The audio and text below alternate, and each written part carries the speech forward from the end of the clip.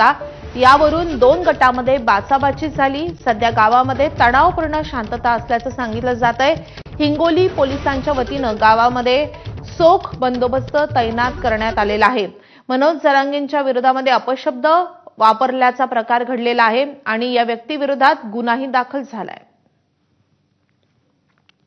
हिंगोलीतल्या भेंडेगाव गावातला हा सगळा प्रकार आहे आणि आता या सगळ्या प्रकरणी तणावाची परिस्थिती आहे।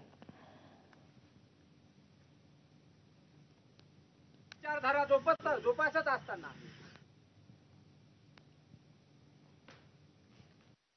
कुणालाही मारहाण असा प्रकार आमच्या देखत किंवा तिथे झालेला नाही। अद्यापपर्यंत असं कोणीही पोलीस स्टेशनला तक्रार देण्यासाठी आलेलं नाही, परंतु फक्त 2 वर्गामध्ये किंवा 2 समाजामध्ये ते निर्माण करण्याचा प्रयत्न केला म्हणून आता एक तक्रारदार आलेले आहेत, त्यांची तक्रार घेऊन पुढील योग्य ती कारवाई करत आहोत।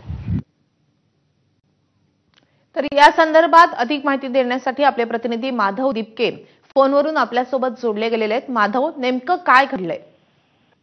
निश्चित माधवी, मराठा आरक्षणाचे आंदोलनकर्ते मनोज जरांगे यांच्याविषयी जे ते अपमानास्पद शब्द वापरून एक रील जे ते भेंडेगाव येथील काही नागरिकांनी व्हायरल केली होती आणि हे व्हायरल झालेली रील कळताच मनोज जरांगे यांचे समर्थक काल उशिरा भेंडेगावामध्ये जे ते या रील प्रकरणी त्यामध्ये ज्यांनी रील तयार केली होती त्यांना जाब विचारण्यासाठी गेले होते, पण त्या ठिकाणी अर्थात दोन्ही गटाचा मॉब जो आहे तो मोठ्या प्रमाणात जमा झाला होता।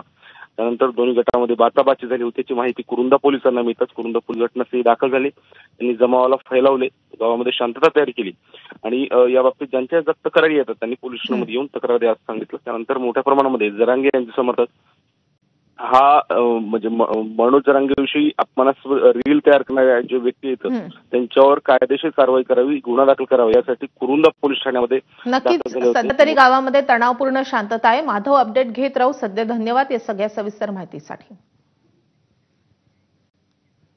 आता आणखी एक महत्त्वाची मोठी बातमी।